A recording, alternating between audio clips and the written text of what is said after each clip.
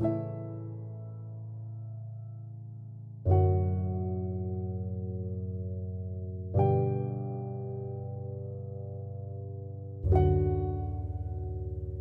name's Gunther Walker and I live in Wirksworth, which is in Derbyshire. I moved there a week after lockdown from London for a whole new way of life in the countryside with a community, and that's exactly what we found. It's a beautiful place to go walking, and that's where I take most of my photos, when I'm walking.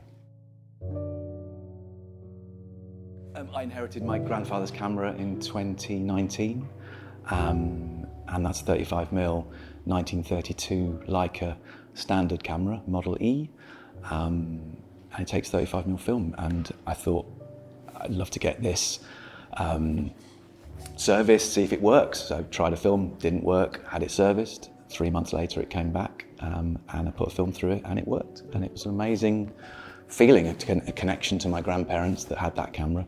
Bought that camera new in 1932, my granddad, in Germany at the time when he had his first teaching job.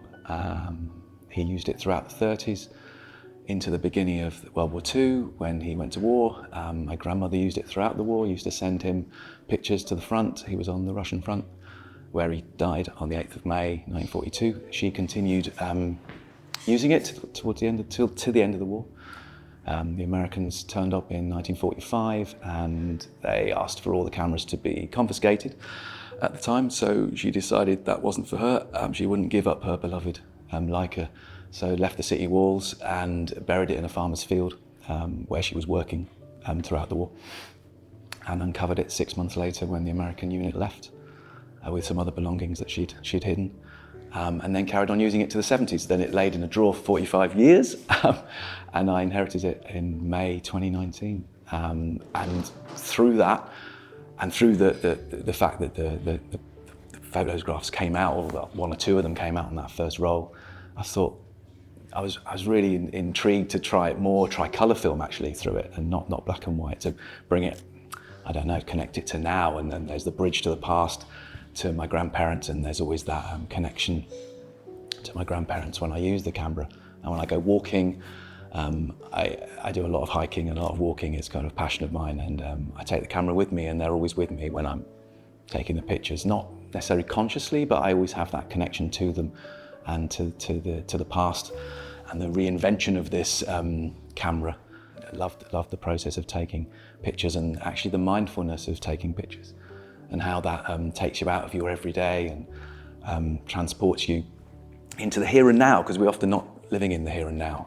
We're living in the past or living in the future and worried about what might have been or what could be, and not actually taking note of what's around you. And in nature, that's a great way of escaping and dealing with stresses of life, but going through the process of taking 35mm film pictures, you really connect with the camera and with the viewfinder and with the light and with the imagery and the nature that you're taking. And some things come out really specially, and some things change and they don't and aren't quite as you remembered them, but that's the joy and the mystery of it as well, you know.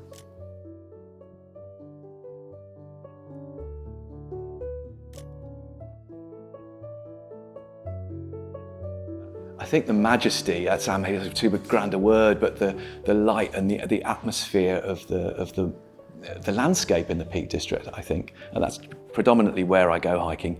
I've done a lot in North Wales, in Snowdonia as well, and in the Alps where I used to go as a kid. My mum's German, and we used to go there a lot to the Allgäu region in the German Alps. And I go there and take pictures as well, and the majesty and belittling nature of nature, but belittling in a nice way. It's a humbling sort of process to be in nature, I think, to be lost in not lost in the forest, but you feel like you're lost in the forest. You're on your own so much of the time, and I love that solitude. I remember once taking a picture of a bridge on a beach in Scotland, and I wanted to get it right in the corner of this pathway, and there was something in the way, and I had to sit on this wall to get the picture because I didn't want to crop it. And that's sort of my approach: is I don't crop pictures, I just take them as they are, and that's how they are, and they don't get affected in post. It's that moment in time that then becomes a part of history, that then part of your journey, and then you're in the here and now wondering what's going to happen in the future, because you don't know till the film comes back. So is it some sort of time travel device. I don't know. Maybe I'm getting a bit hippified about it now, but I like that thought anyway.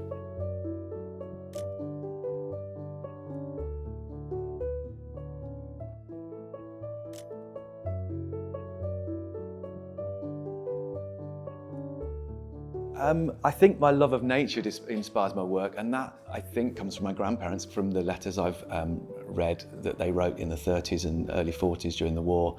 I have over 100 letters from them between each other, where you get to know them, and my grandfather died in the war, so therefore it was a wonderful way to, or quite harrowing in some ways, a way to get to know him and to get to know my grandmother even more. She died in 1999, but I knew her for a lot of my life, but not as she was then. So that was a really nice process, and also their love of nature, and my grandmother talks about solitude, and she loves that solitude in the forest, and my grandfather also.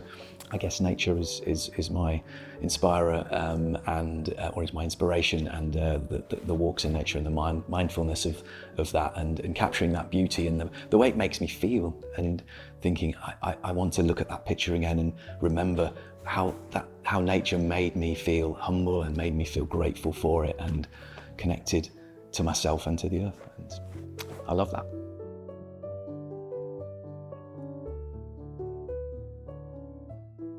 I'm in the process of starting to put a book together about the history of the camera, so it's going to be called A Leica Adventure, about where it came from, pictures from the 30s, 40s, 50s, 60s, excerpts from the letters and the documents we have about my grandparents, up until now, where I'll take some pictures where they were at the time, and also moving into my reinvention of the camera and the use of the camera, but the connection and the bridge back to them. My Instagram is Leica_adventures. There's only one, it's me. And I don't have a website, that's it, for my photography online, and a few other things in the pipeline, but we'll see where we end up.